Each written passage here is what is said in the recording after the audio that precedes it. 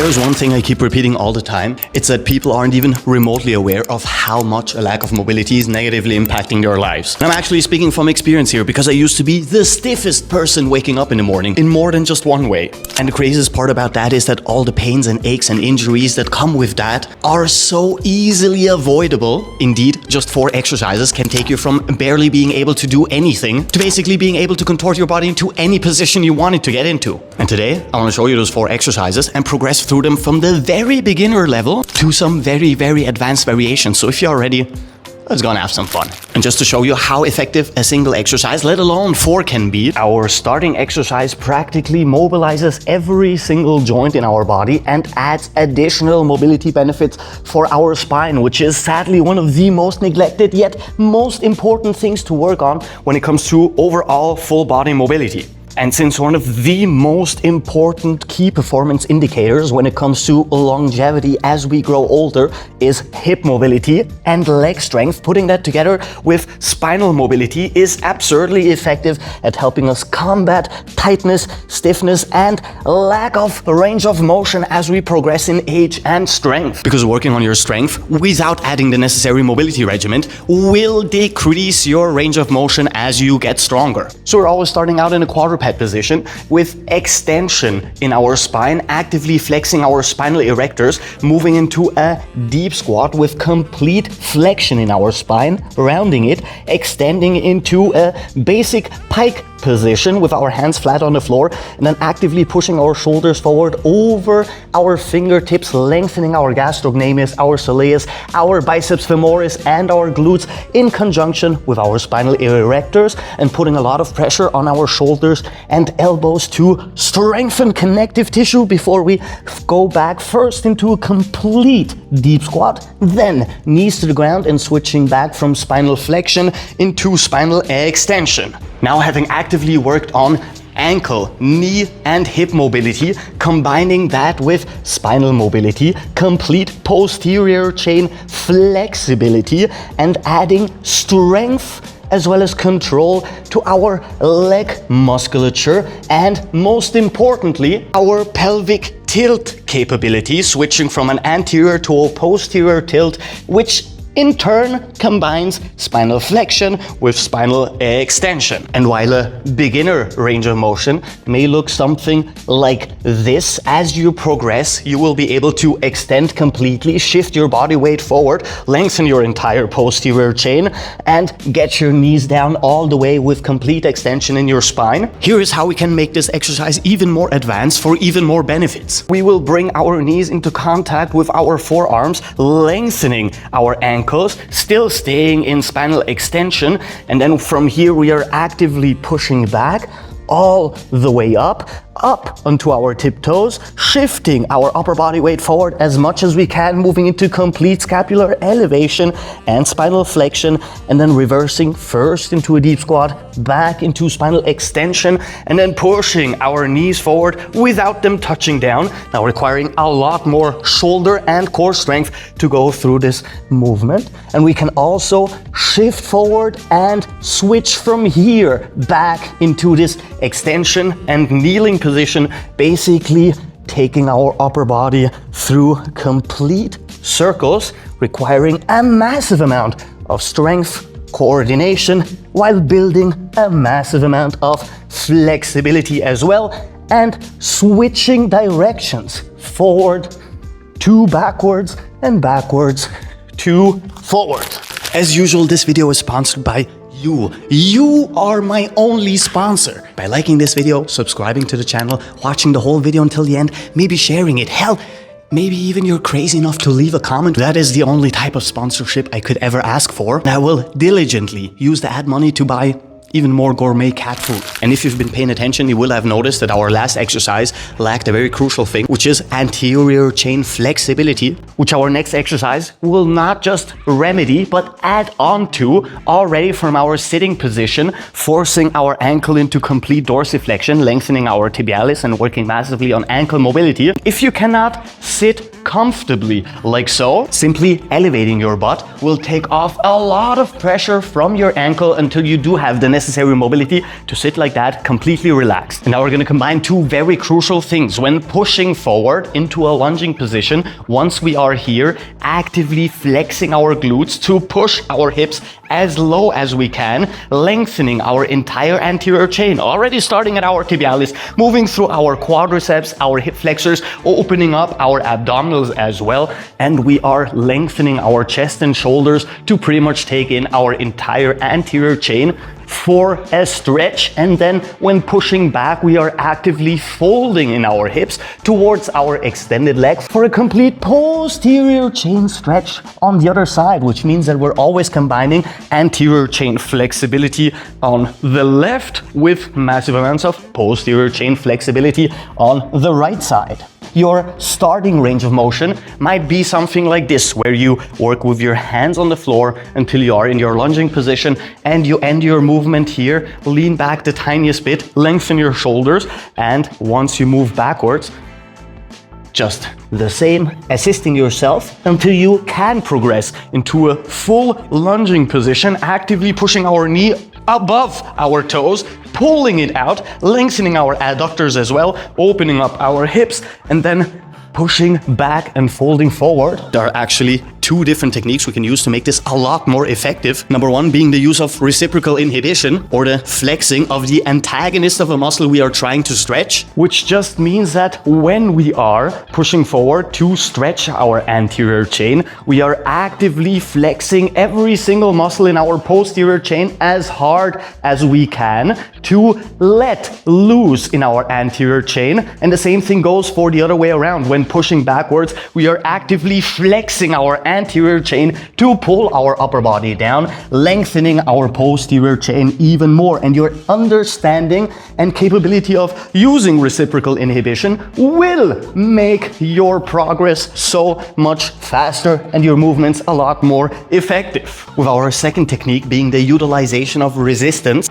making this a loaded mobility exercise, which is massively going to enhance the benefits of strength we get from this exercise, and also help us get deeper and deeper into some of those stretching positions, especially the one where our hips are all the way up here, opening up our chest and shoulders even more, helping us push our hips down lower, and requiring massive amounts of core strength to resist compression in our spine by only using our own body weight when folding forward before we reverse this entire thing once more, making this what is probably one of the most effective loaded mobility exercises when it comes to opening up your entire anterior as well as posterior chain in one single go. Now, the Cossack squat is such an insanely effective mobility exercise. I have made multiple different videos on it, but today, as you might have noticed, we are compounding very simple movement patterns into a little bit more complex movement patterns, so we can cover our entire body with every single exercise. Which means that our Cossack squat does not end here, it does not end here,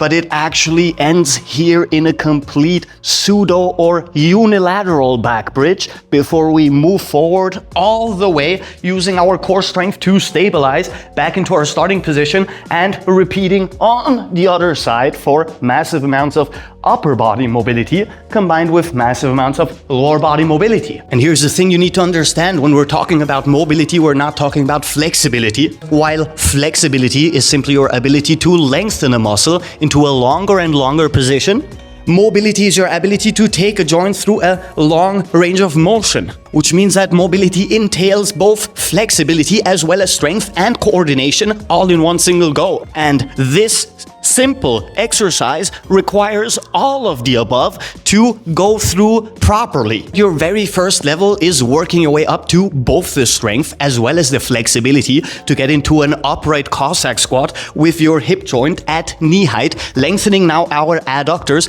basically the last part of flexibility benefits we have been missing from the past two exercises, until you can sit down all the way with both feet flat, and over time you will work your way up to being able to raise your heel and move into external hip rotation in the extended leg, now combining a lot of stabilization from our core, foot and leg musculature to be able to go through this without losing our balance. And then we're adding spinal rotation and an insane amount of posterior chain strength by placing our hand always behind the extended leg, leaving enough space between our knee and our hand to give us enough space to push up into this pseudo bridge movement and rotate our spine as much as we can, giving us a complete anterior chain stretch on one side, posterior chain stretch on the other side, and massive amounts of posterior chain strength as we move through this pattern from left to right, opening up our chest and shoulders as well, and adding a lot of upper body to a lot of lower body strength. And as usual, we have a more beginner-friendly variation where once we are deep in this Cossack squat, we simply place our knee on the floor, if necessary, with assistance from your hand, extend our hip from here, giving us an anterior chain stretch. And now instead of bending backwards to the floor, we're gonna cross over with our left hand to the right foot and actively pushing our hips forward. Once again, complete anterior chain stretch and adductor flexibility as well, switching all the way up, all the way down, knee to the floor, and crossing over like so. And as we progress in both flexibility and strength, we can now place our hand on the floor and push up from here. We also have some very advanced variations for those of you who don't struggle with this kind of pattern, where instead of switching into a high pseudo bridge, we're going to place our lower arm on the floor for a lower pseudo bridge, requiring a lot more strength to push through our hips and move into this complete rotation, and require a lot more stabilization and strength to go through the entire pattern in one single go. This way we can start working on a lot more strength in our arching positions for our back as well as our glutes when going through the full range of motion, left to right. And a second, even more advanced variation for more strength and more flexibility, we will combine placing our knee on the floor from here, pushing our hips down all the way, now opening up our entire hip musculature, adductor flexibility, posterior chain flexibility, with our knee on the floor, our leg extended, bending backwards once again on our forearm, and then pushing up from here, requiring more strength than we did before and more mobility, especially when reversing out of this movement. Always raising your knee first and using your lower body strength to get up, all the way down, knee down to the floor, pushing your hips backwards, placing your arm on the floor, and then once again pushing up all the way. And we are always raising our knee first before we reverse out of this pattern, which means that I would highly advise, if you're not used to working with so much ankle, knee and hip mobility in one single movement, using your hands to get out of this position first until you do develop the necessary strength, control and flexibility to raise out of it all without assistance. And now we have one final variation that's going to add the only thing that's missing from this movement pattern, starting instead of fully upright in our upper body, either with our hands on the floor, or if you can, even better, with our lower arms on the floor, adding the posterior chain flexibility that was missing from the last pattern. So we start from here, knee down,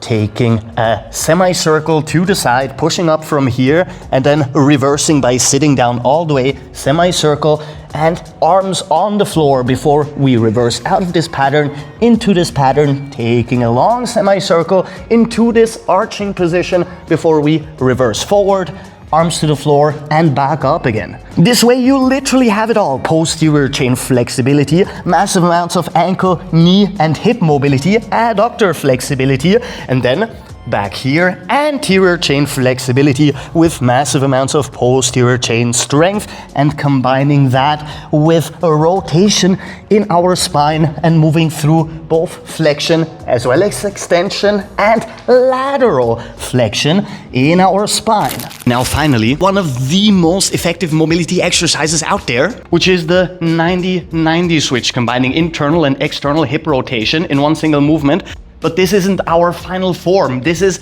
our very beginner baby variation. While this is our true goal, a full body twist out of a 90-90 rotation, combining complete upper body mobility with lower body mobility. The progression for this is actually very easy, barely an inconvenience. While this is our beginner variation, as we get stronger, all we need to do is extend more in our back and get a little bit more upright, now requiring a lot more hip, knee and ankle mobility. And as we progress and build up the necessary capabilities, we will start in a deep squat or resting squat position. Leveling up from working with our hands on the floor, internal rotation on the right side, complete dorsiflexion in our ankle, pushing our hips all the way to the floor, moving into external rotation on the left side, staying upright in our upper body, reversing always the externally rotated leg first, pulling our upper body forward using core and hip flexor strength to a deep squat, and then repeating same thing, different direction, with as much assistance as we need to being able to work through this movement in a fluid motion without the need of our hands, requiring massive amounts of hip flexor, core, glute and overall lower body strength, and advancing to adding more and more spinal mobility by crossing over with our hands and pushing our hips forward as well as our back into more and more lumbar and even thoracic rotation, reversing, of course, working into both directions, and progressing into the next level where we place our hands on the floor and then fold in our hips with our upper body getting closer and closer until we can touch down with our face, hold this insanely good feeling rotational flexibility movement for our back, opening up our hip flexors and quads, and then reversing out of it, one fluid motion into the other direction, complete body twist, left and right. Once again, combining pretty much every single joint in our body with massive amounts of spinal mobility. And if you're someone who does not want to think about their own programs and just want to see a video and follow along, you can check out this mobility masterclass where we cover all of this and more in a follow along video where you can just turn off your brain, follow along and see your body improve day by day. And if you like the video and subscribe. We do stuff like that so regularly that I'll probably see you very soon. Until then, have a good one. Captain Cairo. Peace out.